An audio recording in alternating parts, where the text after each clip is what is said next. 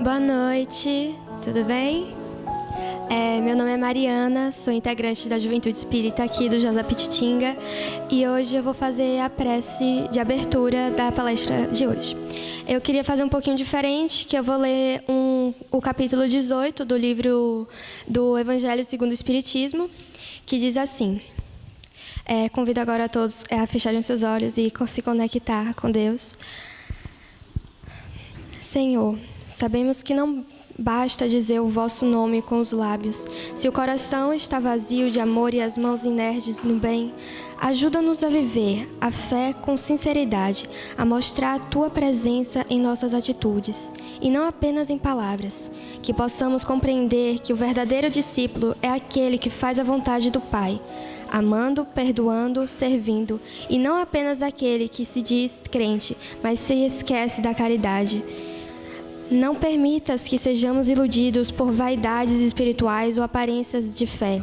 Dá-nos olhos que veem as próprias imperfeições, coragem para enfrentá-las e humildade para trabalhar a reforma íntima.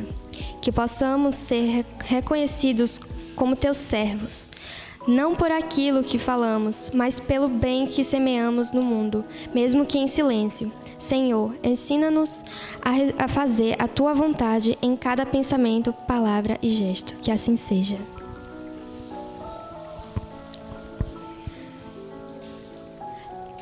Quero agora convidar a tia Mari para conduzir a palestra de hoje. Mari, tu já está pronta para fazer a próxima palestra, viu? Boa noite a todos, família fraterna.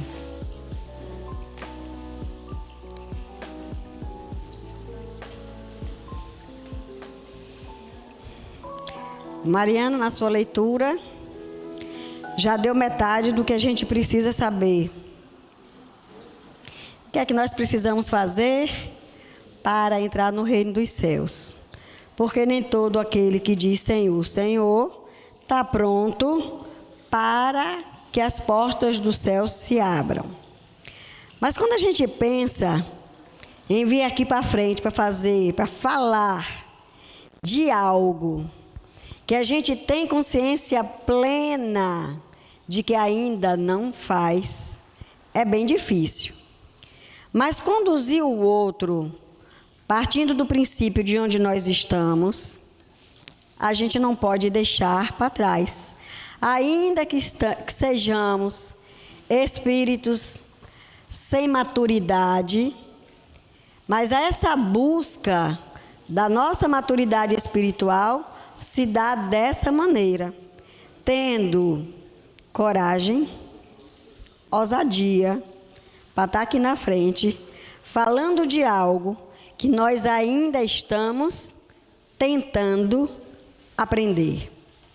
Mas se a gente fizer uma alusão com a nossa vida, a criança, ela não sai do berço e já começa andando.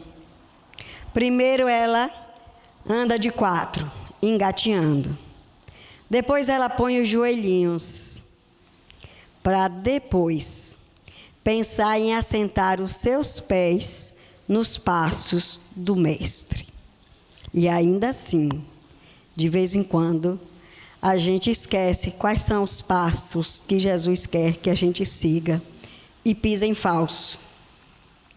Mas quando a gente pisa em falso, a misericórdia de Deus é tão grande para conosco, sabendo que nós somos esses filhos que ainda não estamos maturados, ainda somos esses velhos espíritos tirando onda de criancinha, e Ele tem paciência e diz: seu tempo vai chegar. Paciência, resiliência, porque tudo acontece no tempo meu, não no tempo da gente. E aí, para a gente começar a falar de verdade sobre este assunto, que é o capítulo 18, quase que eu erro, muitos chamados, poucos os escolhidos. E quando a gente pensa sobre esse evangelho, Quando a gente começa a ler, a gente pensa que não entende nada. Mas esse evangelho são os passos que Jesus deixou para que a gente não errasse. Para que a gente aprendesse a andar nos passinhos dele certinho, sem tropeçar. Mas, como nós somos ainda teimosos, como a gente ainda pensa que a gente é dono do nosso nariz, a gente quer fazer do nosso jeito, mas não dá certo. Eu vou começando a ler e depois eu volto para o nosso evangelho. Aí eu achei uma passagem aqui muito interessante. Nesse livrinho Fonte Viva, Emmanuel traz para a gente lições que a gente aprende. Por isso que é importante que a gente tenha o livrinho na cabeceira da nossa cama. Para toda noite, antes da gente cerrar os olhos no sono, a gente leia, para que depois a gente durma, porque a gente vai dormir com a consciência um pouquinho mais tranquila. E essa lição é a de número 92, chamada Demonstrações do Céu. João, lá no capítulo 6, versículo 30, nos diz: disseram-lhe, pois, que sinal fazes tu para que o vejamos e creiamos em ti? Em todos os tempos, quando alguém na terra se refere às coisas do céu, verdadeira multidão de indagadores se adianta pedindo demonstrações objetivas das verdades anunciadas. Então, quando a gente se reúne para falar das coisas de Deus, sempre tem alguém que faz uma perguntinha, né? Sim, mas me conte, me explique melhor. Assim é que os médiuns modernos são constantemente assediados pelas exigências de quantos se colocam à procura da vida espiritual.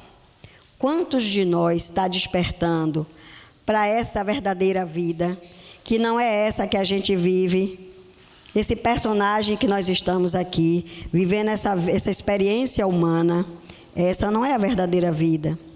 Essa é a escola para a gente aprender. Esse é vidente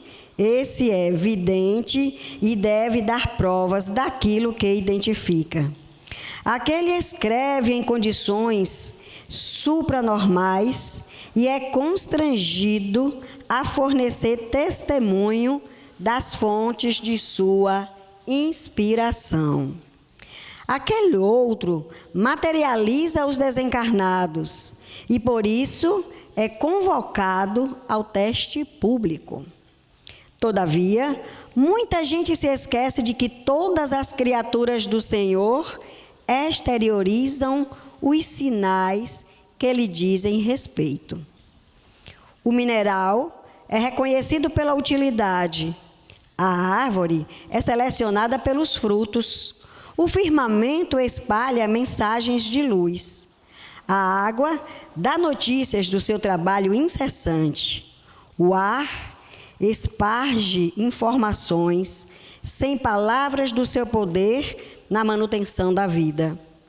E entre os homens prevalecem os mesmos imperativos. Cada irmão de luta é examinado pelas suas características.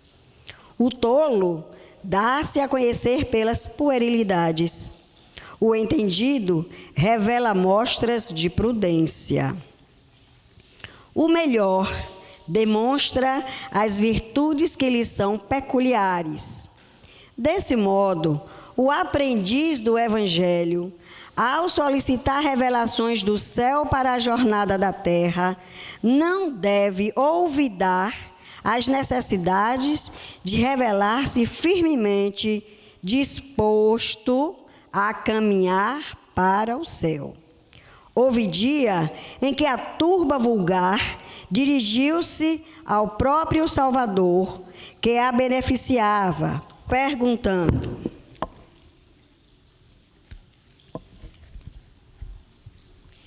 Que sinal fazes tu para que o vejamos e creiamos em ti? Imagina, pois, que se ao Senhor da vida foi dirigida semelhante interrogativa, que indagação não se fará do alto a nós outros, toda vez que rogamos sinais do céu, a fim de atendermos ao nosso simples dever. Porque todos nós temos um dever, está no Evangelho. E o capítulo de hoje é justamente que toca o que é que nós temos feito. Será que nós estamos cumprindo o nosso dever verdadeiramente? E aí Mateuzinho, no capítulo 7, nos versículos de 21 e de 24 a 27, ele vai dizer assim: nem todo aquele que me diz, Senhor, Senhor, entrará no reino dos céus, mas só aquele que põe em prática a vontade do meu Pai que está nos céus. Portanto, quem ouve estas minhas palavras e as põe em prática é como um homem sensato que construiu sua casa sobre a rocha.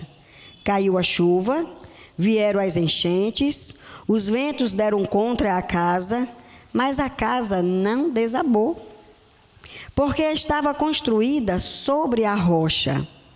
Por outro lado, quem ouve estas minhas palavras e não as põe em prática é como um homem sem juízo, que construiu sua casa sobre a areia. Caiu a chuva, vieram as enchentes, os ventos sopraram e deram contra a casa, e ele desabou, e grande foi a sua ruína. Aí eu vim buscar, aí eu acho interessante a espiritualidade, né? Meu Deus, como que eu vou abordar um assunto que eu não sei, que eu não faço 100%? Aí fui visitar minha irmã e encontrei na estante dela, Dia a Dia nos Passos de Jesus. Mas a minha irmã gêmea, ela não é espírita. Ela é presbiteriana, da Igreja Unida Presbiteriana. Eu falei, nossa, que livro bonito, minha irmã. Vou roubar, viu? Que eu vou fazer uma palestra e preciso dele. E eu achei interessante, né? Porque é um convite. A gente vai achar esse convite em qualquer prateleira. E por que a gente não se esmera para praticar aquilo que Deus coloca à nossa mesa, aos nossos olhos, e a gente diz, Senhor, Senhor, mas a gente não cumpre? Quantos de nós, para estar aqui hoje, já não disse, Senhor, Senhor, me ajude, eu prometo que eu começo a sua tarefa. Aí Deus dá oportunidade, e aí cada dia tem um problema. Hoje não dá para eu ir, hoje eu não posso, hoje eu tenho isso para fazer, hoje eu tenho aquilo para fazer. E a gente vai negligenciando ao nosso dever. Porque o dever não é só aquele dever que a gente tem com as nossas profissões. O nosso dever também é com a gente, praticando o bem, sendo o homem de bem que Deus quer que a gente seja. E aí Mateus vai mais longe, praticar a palavra. Ele disse lá em cima que nós somos sem juízo, porque na maioria de nós construímos a nossa casa na areia. Não é assim que acontece. A gente vai ali na Avenida Contorno, em Salvador, onde estão edificadas os grandes hotéis, as casas bonitas, sobre o mar. Mas um dia o mar vai dizer, quero o meu espaço de volta que você me tomou. E a gente sem juízo, gasta todo o dinheiro fazendo obras para envaidecer os olhos dos outros irmãos. Olha que lugar bonito, que coisa linda. Mas o dever verdadeiro não está sendo cumprido. E aí Mateus vai dizer, Jesus estava atento ao perigo de os discípulos se contentarem com a pura confissão exterior da fé. Jesus se preocupava. Porque quando ele escolheu aqueles 12, ele não escolheu nem os sábios e nem os ricos. Ele escolheu aquele que disse: tu me segue? E eles disseram: sim, eu sigo. Sem se darem ao trabalho de testemunhá-la com a vida. É o risco da religião limitada ao palavreado vazio e inconsistente, desprovida de compromisso com a prática do bem. O mestre tinha diante de si muitos exemplos de religião desse calibre. Senhor, Senhor, mas a palavra era vazia. Por isso, alertou os discípulos para evitarem cair no mesmo erro. Olha como ele conhecia aqueles 12 que ele escolheu. Sabia que eram pessoas que podiam fraquejar, não tinham ainda um conhecimento embasado, mas ele estava ali, ensinando. A metáfora das casas aponta para a sensatez de se praticar a palavra e a insensatez de se contentar com a mera confissão verbal da fé. Então, essa metáfora que ele usou com relação às casas é exatamente isso. Que a gente sai construindo sem saber em que terreno você constrói. Então, terreno vazio, terreno insalubre, não vai levar a gente para canto nenhum. São palavras vazias. Os embates da vida servirão para testar a solidez de ambas as opções. Quem pratica a palavra será capaz de enfrentar as maiores adversidades e manter a fé inabalada, por estar corretamente alicerçada. Então, quando a gente quer, a gente consegue. O problema é que muitas vezes a gente diz que quer com a boca, mas da boca para dentro, o coração não está querendo aquilo. Então, Senhor, Senhor, não vai entrar no reino dos céus, porque não está fazendo o dever corretamente. Na situação contrária, está quem rompe com os compromissos de discípulo, já na primeira dificuldade. Não é assim? Eu quero vir, olha, eu quero conhecer, eu quero trabalhar. Qualquer coisa que eu faça nesta casa, eu quero estar aqui, eu me sinto bem. Vem para a faxina. Ou esse sábado não dá não, que eu marquei um encontro com uma amiga. O discípulo. Na primeira, é tão insensato, que na primeira oportunidade ele já pisou fora do passo do mestre. Nós somos esses aprendizes ainda. Nós somos esses alunos ainda. Então, na situação contrária está quem rompe com os compromissos de discípulo e já na primeira dificuldade, quando sente na pele o preço a ser pago por seguir o mestre. É quando a fragilidade se torna patente. O discípulo verdadeiro, por ter a fé alicerçada na rocha firme, superará impávido os reveses da vida, tendo aprendido com o mestre. Nenhuma pressão será suficientemente forte para demovê-lo do caminho da fidelidade. Esse texto, por si só, já nos disse tudo. Mas como nós somos ainda esses meninos ainda teimosos, a gente tem que ler e tem que falar sobre o assunto. A gente tem que contar a história e embasar essa história, para que a gente saia daqui contando a história que foi ouvida. E essa experiência a gente viveu sábado, não foi, Elisa? Contamos a história para as crianças sobre medo. E depois cada criança reproduziu uma história com o seu próprio medo. Mas a gente primeiro precisou embasar. A gente não chegou e disse, conte sua história. Não. Primeiro a gente fez o mise-en-scène. E somos nós assim. Primeiro a gente tem que fazer o mise-en-scène para depois compreender o que é que Jesus quer da gente. E é simples. A gente é quem embaraça o novelo. A vida de cada um de nós é um novelo. Mas não é esse novelinho bestinha, não. É um novelo cheio de redemoinho, que você tem que ter paciência, perseverança, você tem que ter resiliência, você tem que fazer renúncia para desembolar o novelo da sua vida. Mas tem horas que esse novelo dá tanto trabalho que a gente começa a chorar igual um menino pequeno e pede ajuda, né, Isabela? Isabela, me ajude. Minha vida está um ribuliço, minha irmã. Isabela, faz uma oração para mim. Por que é a Isabela que tem que fazer a oração para desembolar o meu novelo, se ela já tem um novelo dela para desembolar? Mas a gente quer melzinho na chupeta, gente.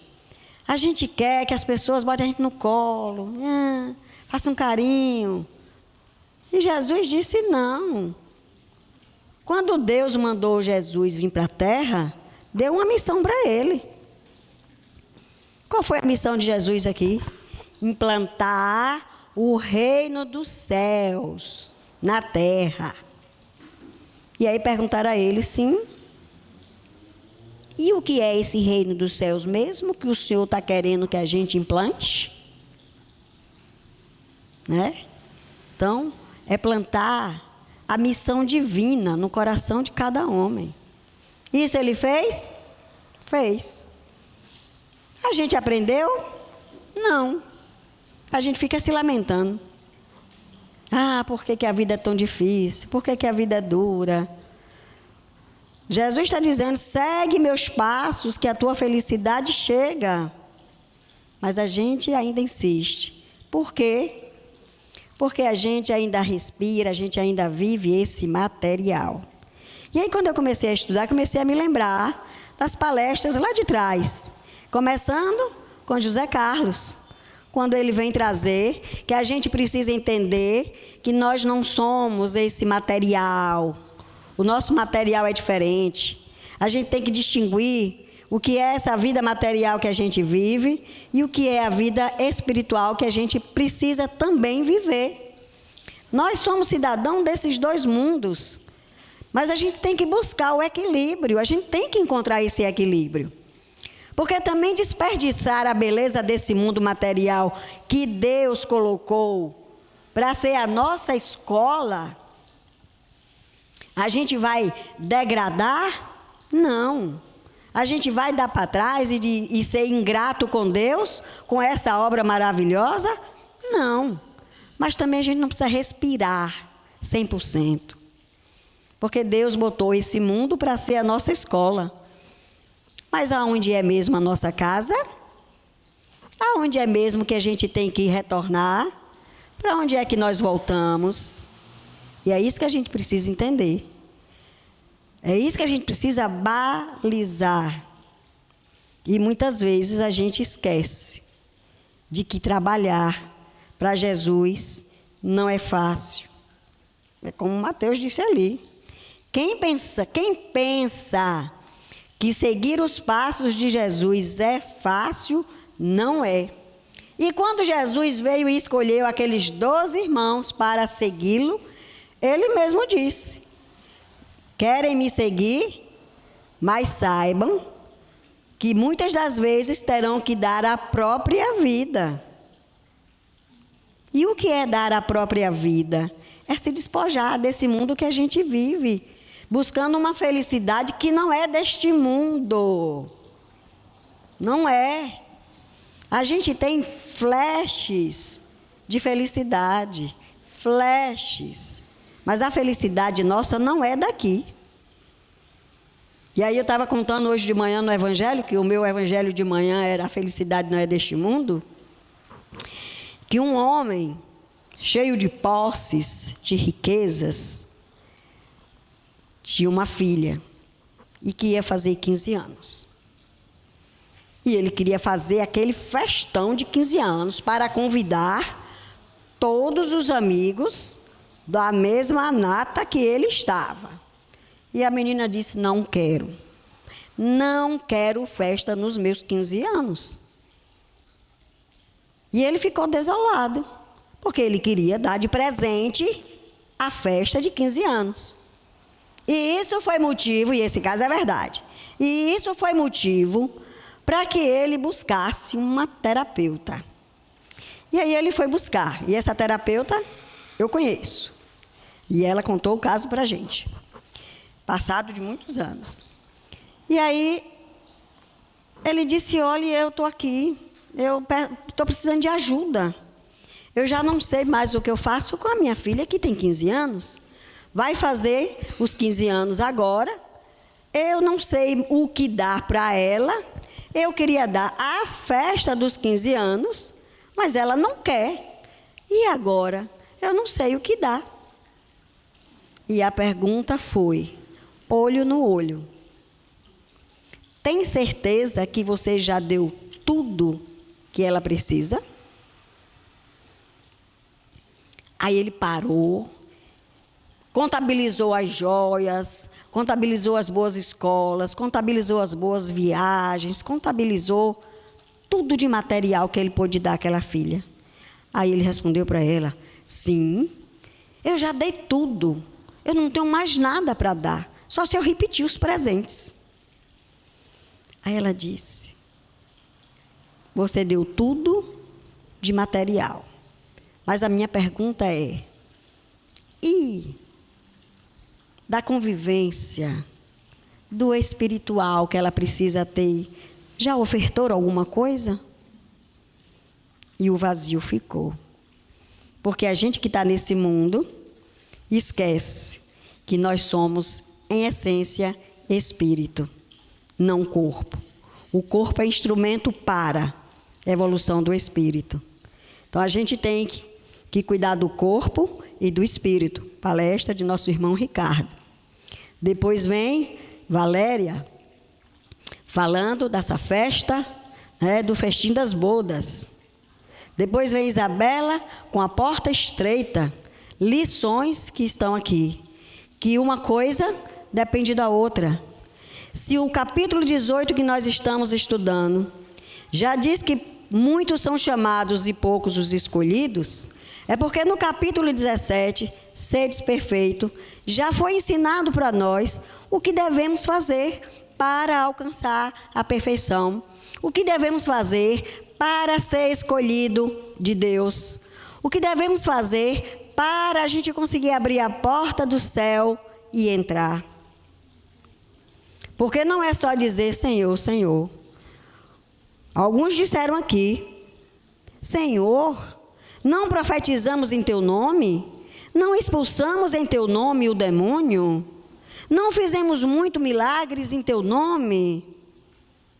Eu então lhes direi em altas vozes, afastai-vos de mim, vós que fazeis obras de iniquidade, obras vazias. Porque o que a gente precisa fazer, a gente não quer. Por quê? Porque dá trabalho. Porque requer renúncia. Porque requer resiliência. E a gente tem que renunciar a muitas coisas para seguir Jesus. E aí eu vou contar. Aí eu ia contar para o seu Edson, mas deixei para contar agora. Eu disse, marido, me leva ali que hoje é minha palestra. Aí passamos pela porta da casa da minha barrigudinha, a minha filha, falou assim, Mariana, até na estante. E ele completou, até 11 horas da noite. Aí eu não podia deixar passar a alfinetada, né? Aí eu respondi, se tu estivesses trabalhando conosco, seria um a mais. E certamente não sairíamos às 11, sairíamos talvez às 22. Aí, quando você tiver que retornar, eu quero só saber o que é que tu vai apresentar lá em cima. Será que vão aceitar o que tu vai levar em tuas mãos? Como será que tu será recebido? E ele retroagiu. E você sabe como vai ser recebida? No ato. E aí eu respondi também. Eu disse, boa coisa eu sei que eu não sou. Porém, eles estão vendo o meu esforço de aturar suas alfinetadas, de aturar, não é? A sua agonia de que tem que me esperar 11 horas da noite para tomar café. Mas não é porque você não sabe botar o seu café, é para mostrar para mim que eu estou chegando 11 horas da noite e que você ainda está sem se alimentar por minha culpa. Quando você é um homem velho que podia já estar se alimentando sozinho. Né? Então nós passamos essas dificuldades. E aí a gente tem que ter renúncia. É renunciar muitas vezes porque esse caminho é nosso. Ninguém vai fazer nada por nós. Não adianta a gente gerar expectativa para que o outro faça, porque a gente não vai conseguir. A gente tem que ser feliz com as nossas expectativas. Com as nossas. Por que com as nossas? Porque a consciência é minha. A consciência do reino de Deus já está implantada. Então sou eu que tenho que laborar incessantemente para instalar o reino dos céus em mim, independente se o outro implantou ou não. E é essa dificuldade que a gente tem muitas vezes, que a gente coloca sempre desculpa para não prosseguir. Ah, tu sabe, né, Marileide, não posso fazer nada porque a minha mãe é evangélica, o meu pai é católico, fulano é assim. A gente bota a culpa no outro. E o caminho do outro, na hora que voltar, eles vão voltar com a gente de mãozinha dada e vai dizer assim, ó, recebe, porque fui eu o culpado. Ó. O culpado é nós. É cada um de nós que deixou de cumprir com o nosso dever. E é aí que Jesus vai trazer, e Kardec traz para nós, o quanto a gente precisa reconhecer o tamanho da nossa fé. Porque se a gente não tiver fé, a gente fraqueja. Se a gente não tiver o conhecimento e só dizer assim, ó, eu não acredito, como assim? Como é que a gente pode não acreditar naquilo que a gente não conhece? Como é que a gente pode desfazer do trabalho de Jesus se a gente sabe que está implantadinho o reino de Deus em nós? Se essa foi a missão que esse grande irmão, que se tornou o nosso mestre, veio nos ensinar. E a gente ainda insiste. Quando a gente olha para o céu que vê as estrelas, como assim? Que beleza é essa? Quando a gente observa os oceanos, às vezes, meu Deus, que coisa maravilhosa, como é que essas ondas são construídas? Cientificamente tem. Mas a mão de Deus está ali para fazer que a ciência trabalhe. E a gente deixa para trás oportunidades. Quantas pessoas, eu já disse, gosta de criança? Bora trabalhar na evangelização? Eu não tenho muita paciência com criança. A gente aprende. Você não tem filhos? Mas eles já me dão trabalho demais. Não quero, não. Que oportunidade de entender esses espíritos que estão nossos filhos. Eu vejo minhas amigas dizer assim, nossa, ai, Jesus, Jesus, que esses filhos estão numa aborrecência, é um trabalho, é isso, é aquilo. Eu falei, nossa, eu não sei o que é isso. Eu não sei. Será que eu era muito general? Porque eu dizia para eles assim, ó, dia de sábado, não tem convite outro que não seja para o encontro com Jesus. E naquele tempo era 2:30 da tarde. A gente acabava de comer, tinha que subir andando, porque não tinha carro. E a filhinha vinha, ó, os pintinhos na frente e a galinha atrás, só tomando conta. E o pintinho mó que vinha revoltada, pisando, aqui tá fundo, aqui tá raso, a tromba de elefante. Mas eu fazia de conta que nem estava vendo. Então eu não tive tempo para ver a aborrecência de filho, porque eu também estava aqui. Se ele se aborrecia, eu nem via, porque eu estava sempre aqui no trabalho. porque o evangelho estava sendo implantado. Semana retrasada eu perguntei para minha filha, que já está aos 34 anos, esperando o Antônio. E eu disse para ela assim: onde eu errei com vocês? Porque a espiritualidade me orientou o que é que eu tinha que fazer. E eu fiz. Eu fiz. Eu enfrentei o pai. Carregava as duas para a evangelização e ele dizia: minhas filhas vão para a igreja católica. Eu digo: vai sim, mas também vai para o centro comigo. Domingo você leva e sábado eu levo. Ele nunca levou, porque ele nunca foi para a igreja. Eu tive que enfrentar. E aí eu perguntei para ela: onde eu errei? Porque vocês foram evangelizadas até 17, 18 anos. Frequentaram infância e juventude e só deixaram porque foram para a faculdade. Onde eu errei? Que quando vocês terminaram a faculdade não retornaram para a casa de Jesus. E ela me respondeu: e quem disse, minha mãe, que você errou? Nós estamos apenas usufruindo do nosso livre-arbítrio. E a escolha é nossa. E eu pio. Eu falei: sim. Mas e por que você não está sabendo usar o seu livre-arbítrio se você estudou para isso? Ela disse: é minha escolha agora. Ponto final. E aí eu fui mais à frente.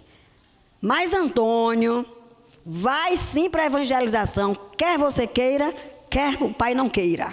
Vai comigo. E ponto. Porque a gente tem que dar. A gente não paga escola cara para menino. A gente não obriga menino a levantar cedo e ir para a escola, tomar aula de matemática, português, inglês.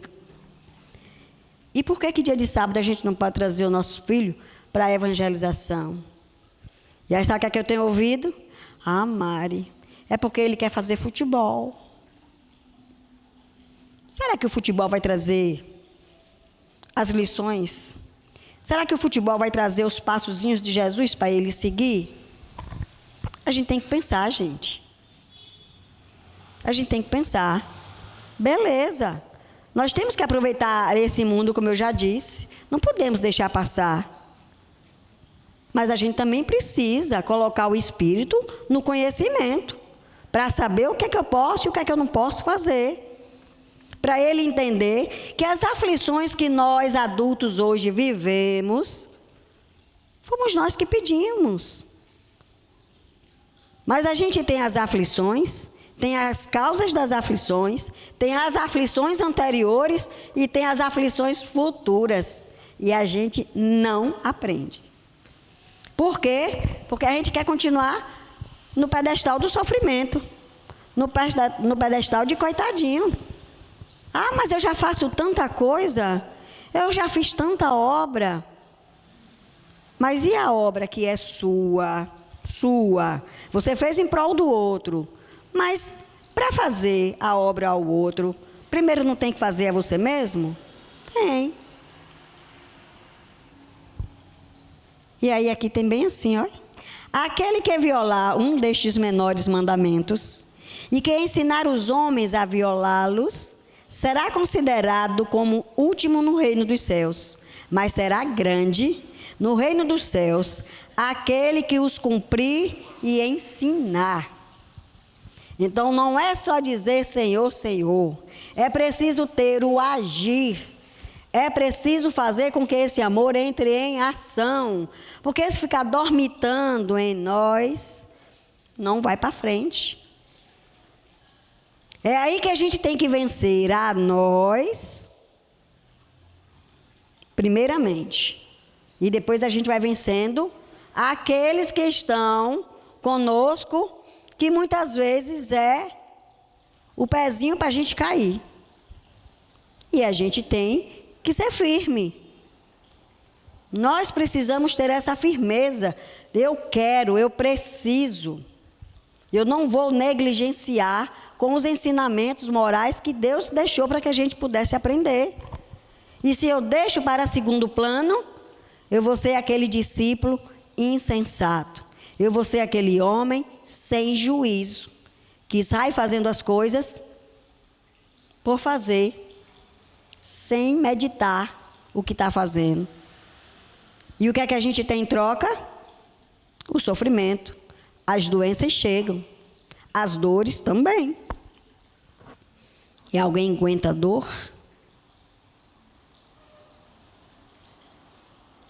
Minha mãe dizia assim para mim, ó. Eu sou mufina, eu não aguento dor.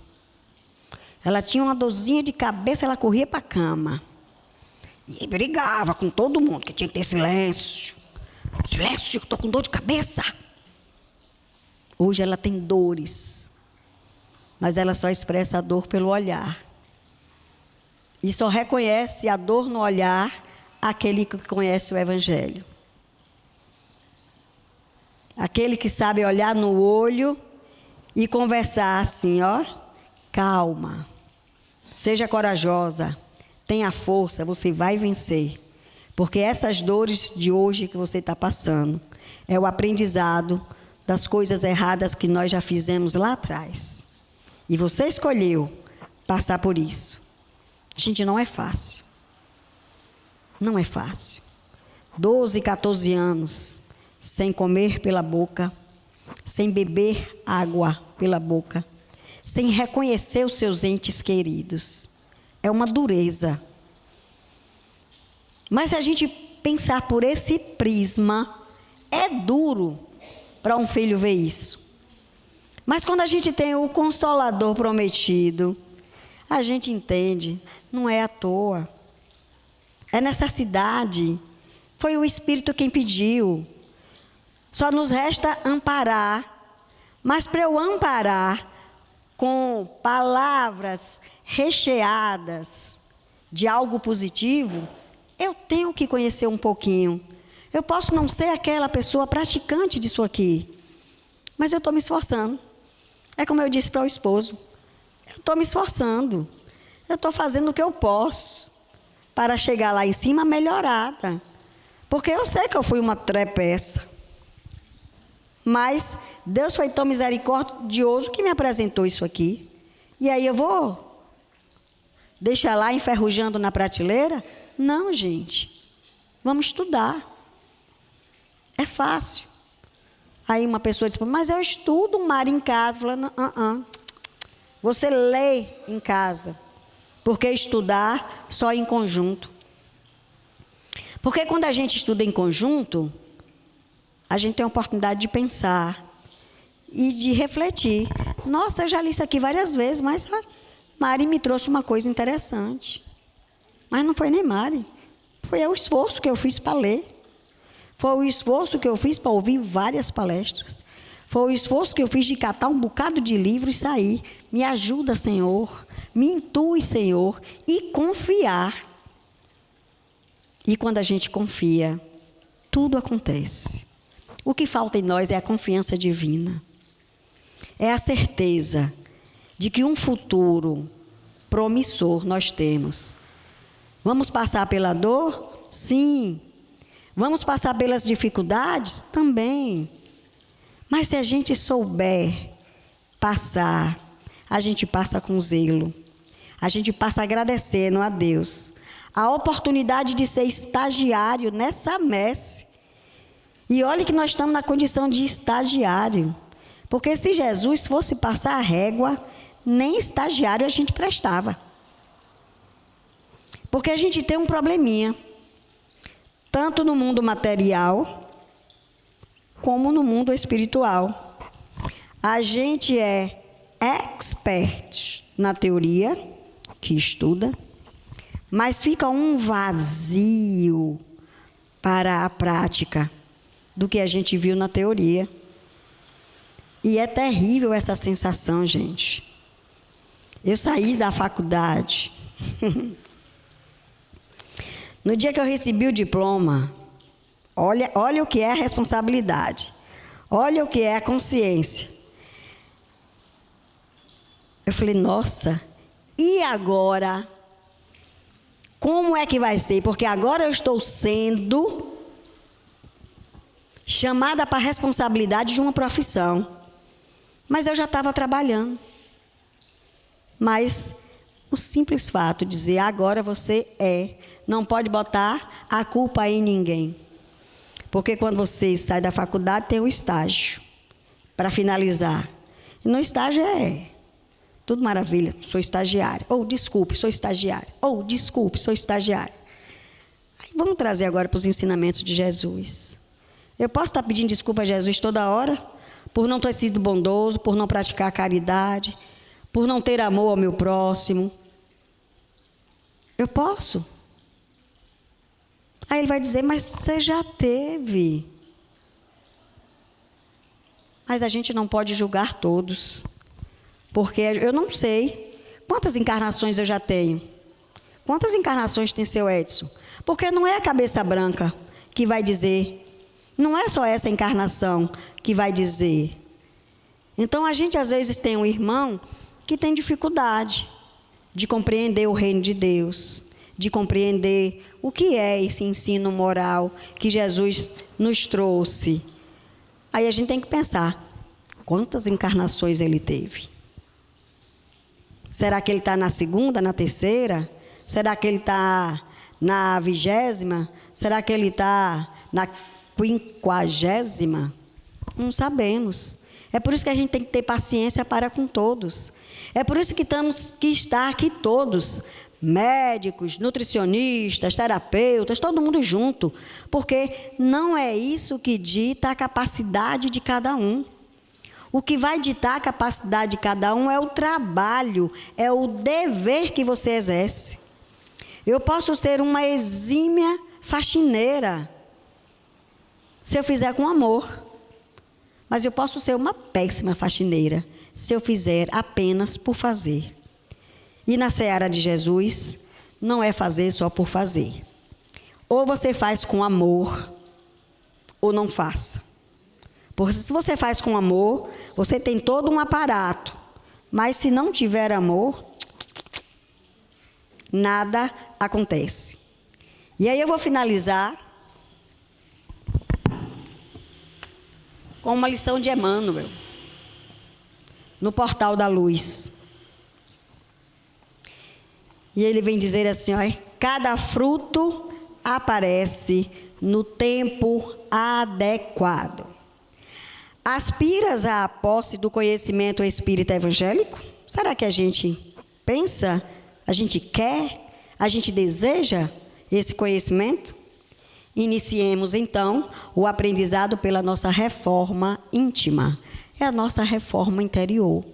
O que é que Jesus quer que a gente faça? Né? Então, é estudando que a gente consegue descobrir.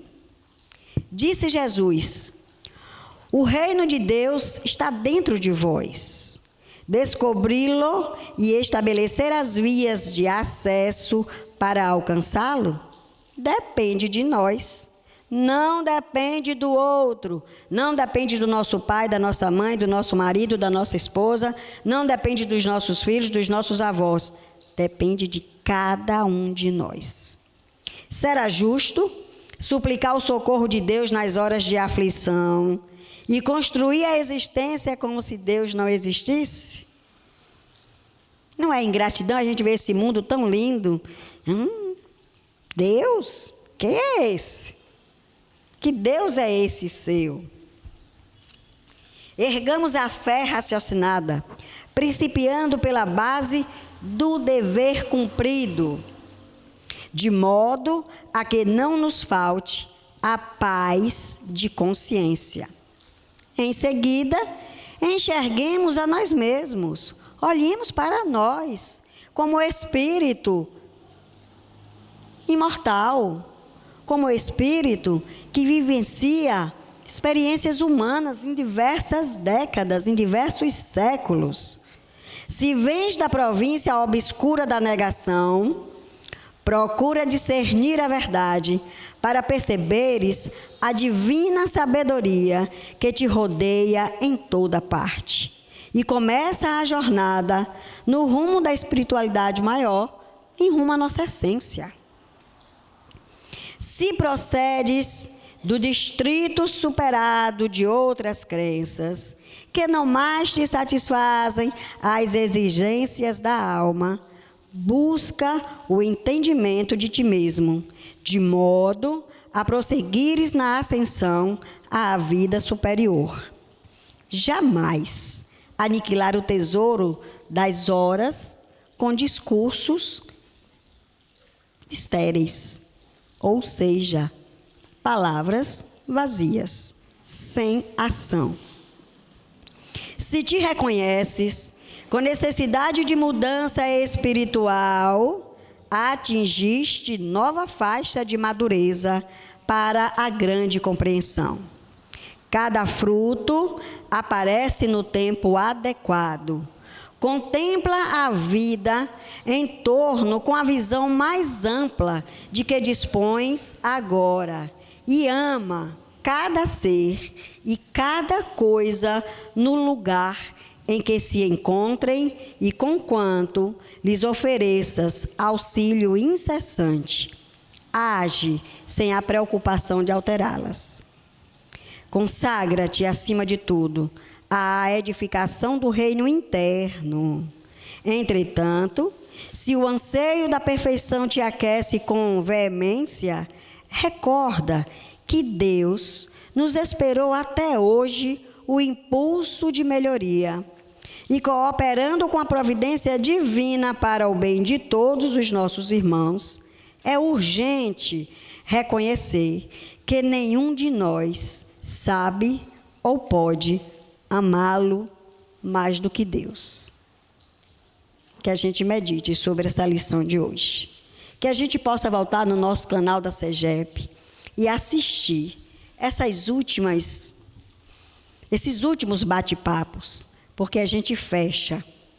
Como é que eu posso fazer o meu dever? Eu não penso que eu tenho que fazer o dever de seu Edson, de Roberto, de Edilson, das minhas filhas. Eu tenho que fazer o meu. E se eu fizer o meu, eu preciso fazer com amor. Porque só com amor é que eu vou começar a compreender as dificuldades do outro. E é só com amor que eu vou estabelecer o reino de Deus também dentro daquele meu espaço, daquele núcleo familiar. Orando, não batendo de frente, orando, dando exemplo, convidando, ainda que eu receba vários nãos. Convide, primeira, segunda, terceira, seja incansável. Porque o convite, Jesus fez o convite, nos convocou a andar sob os seus passos dia a dia. Mas a gente ainda está no aprendizado. A gente mal está andando de joelhos. O dia que vai chegar e a gente vai colocar os nossos pés nos passos de Jesus. Aí a gente começou a compreender a nossa essência espiritual. Boa noite para nós todos e que saiamos daqui certos de que o nosso dever precisa ser feito, independente se o outro ou não faz o seu dever. Mas é o meu dever. Então, a gente merece respeito por isso. Agora, a gente tem que conquistar. E não é brigando que a gente vai conseguir. É estudando. É levando a mensagem de Jesus para dentro dos nossos lares. E que a gente seja exemplo. Eu não posso obrigar o meu filho a vir e eu não. É por isso que eu botava os meus pintinhos na frente e dizia, vamos, vamos, e eu estarei lá, para que eles pudessem ver que o que é bom para mim, é bom para eles também. Cresceram, mas a semente está lançada. Quando eu pergunto para elas onde eu errei, é só para uma provocação, porque eu sei exatamente que se eu morrer hoje, eu morro, eu desencarno, mas eu chego no mundo espiritual dizendo assim, eu cumpri a missão que os espíritos me deram. de cuidar muito bem dos filhos de Deus, como os meus filhos.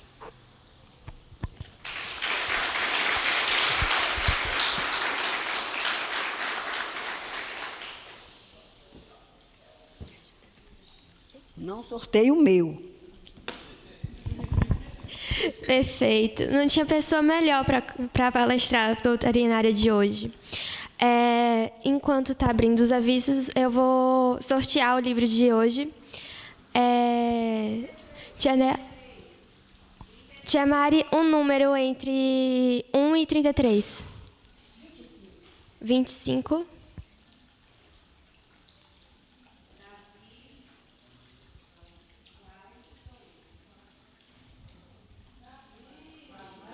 Davi?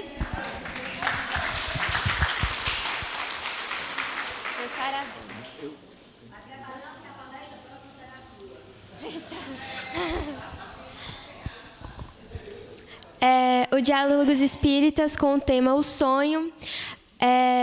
Entrar no canal, né, da CEGEP, que vai estar lá, os Diálogos Espíritas, que vai acontecer dia 30 de julho, às 7 horas da noite. O Evangelho no Lar, 1º de agosto, às 7 horas da noite, com o tema Fora da Caridade não há salvação. O Festival de Tortas, que também vai estar junto com o Forró do Zé, que é uma iniciativa da Juventude Espírita daqui, que vai acontecer dia 3 de agosto, esse domingo, às 8 horas da manhã, que vai prolongar mais ou menos umas 11 horas, mas deve ir para mais. Pode passar. Só isso? Então tá. Agora eu convido a Tia Mari para terminar a prece aqui de encerramento. Vamos aproveitar. Esse convite foi muito xoxo, gente. Nossa, Mariana, vamos botar um caldo quente nesse negócio aí, né? Gente, domingo, de 8 às 11... Nossa juventude vai estar aqui com um banquete de tortas variadas, muitas brincadeiras, um forrozinho, porque ainda nós somos nordestinos, a gente gosta de um forró. E a gente é a oportunidade da gente ser feliz também, né? Porque a espírita não é só sofrimento, também é alegria. Então tragam seus filhos, venham comemorar com a gente, venham ajudar essa juventude, tragam os seus jovens para serem contagiados por essa juventude, né? Que está aqui, que ajuda, que tem uma vergonhinha, mas é assim mesmo. A gente começa assim. Davi se recolheu todo, ele tem um conhecimento que ele pode dar uma palestra, mas ele se recolheu todo. Por quê? Porque quando a gente pensa, falar para o outro é difícil. Nossa! Então, o convite é esse. E quem puder também trazer uma torta e encorpar o nosso banquete, nós também estamos aceitando. É isso aí. Então, vamos nos colocar para nosso momento final. Fechemos os nossos olhos. Vamos meditar. Vamos fazer como Santo Agostinho. Estamos no final do dia, no final do dia de sol. Estamos adentrando o dia-noite. Mas a gente pode fazer uma reflexão. O que é que hoje eu fiz, Senhor? Que me contabiliza como um estagiário em tua messe. Será que ainda errei? Será que durante o dia eu consegui realizar alguma coisa que pudesse ter trazido alegria ao coração do outro? Será que eu tive um olhar doce para aquele que chegou à minha frente trazendo um sofrimento? Será, Senhor, que eu soube acolher aquele que chegou com suas vestes em desalinho, exalando o cheiro do álcool, embriagado? Que olhar, Senhor, eu pude dirigir a esse irmão? Será que hoje eu consegui matar a fome do corpo material de uma família que ainda é invisível ao olhar de muitos? Senhor, dai-nos, querido irmão, a oportunidade, a permissão de ser estagiário em tua messe, que é de muito amor. Mas eu quero, Senhor, aprender a servir. Eu necessito trabalhar. Eu necessito que as minhas mãos possam colocar em ação tudo que eu trago em meu coração. Dá-nos também, Jesus, a oportunidade de escolher trilhar sob os teus passos, ainda que vacilantes, os meus, ainda que eu não tenha o equilíbrio necessário, mas que eu possa parar, respirar, sentir